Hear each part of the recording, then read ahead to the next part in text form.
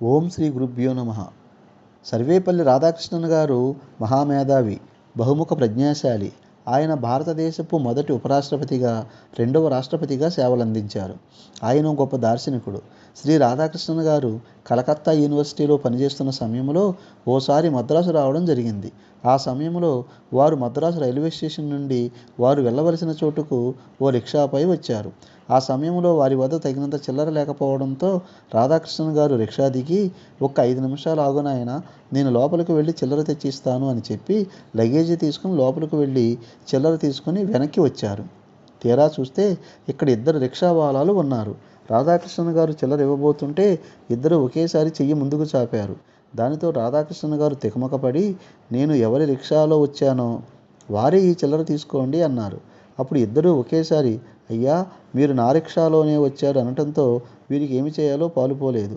వీరు రిక్షాలో వచ్చినప్పుడు రిక్షా వాలాని సరిగ్గా గమనించలేదు. దానితో ఆయన రిక్షా వాలాని గుర్తించలేకపోయారు. వారిద్దరి మధ్య వాగ్యుద్ధం జరుగుతుంది. నేనంటే నేను తీసుకొచ్చానంటున్నారు. ఎవ్వరూ వెనక్కి తగ్గడం లేదు. దానితో సర్వేపల్లి రాధాకృష్ణన్ గారు ఒక ఉపాయం ఆలోచించి వారిద్దరితో, ఎవరైతే నా చెప్పులు తీసి మీ నెత్తిపై పెట్టుకుంటారో వారే నన్ను తీసుకొచ్చినట్టు, వారికే నేను డబ్బులు ఇస్తాను అన్నారు. ఆ ఇద్దరిలో ఒకతను అలాగే స్వామి అంటూ గబగబా రాధాకృష్ణన్ గారి వద్దకు వచ్చి, అయ్యా, మీ చెప్పులు తీసి ఇవ్వండయ్యా, నా నెత్తిపై పెట్టుకుంటాను అని అడుగుతున్నాడు. రెండవ వ్యక్తి, అయ్యా, మీరు డబ్బులు ఇవ్వకపోయినా పర్వాలేదు, ఓ గంట కష్టం పోయింది అనుకుంటాను అంటూ అక్కడి నుంచి వెళ్ళిపోవటకు ప్రయత్నించాడు. అప్పుడు రాధాకృష్ణన్ గారు అతడిని ఆపి, నీవే నిజమైన శ్రామికుడివి, కష్టపడకుండానే డబ్బు సంపాదించాలనే చెడ్డ ఆలోచనతో వచ్చినవాడు ఇతడు.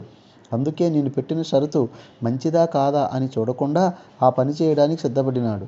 నిజంగా కష్టపడిన వ్యక్తి తన కష్టాన్ని నమ్ముకుంటాడు కానీ ఇలాంటి ఆత్మగౌరవం కోల్పోయే పని చేయడు అని నిజమైన శ్రామికునికి డబ్బులు ఇచ్చి రెండో వ్యక్తిని చూసి, మరొకరి కష్టాన్ని దోచుకోవాలని చూడరాదు అంటూ మందలించారు.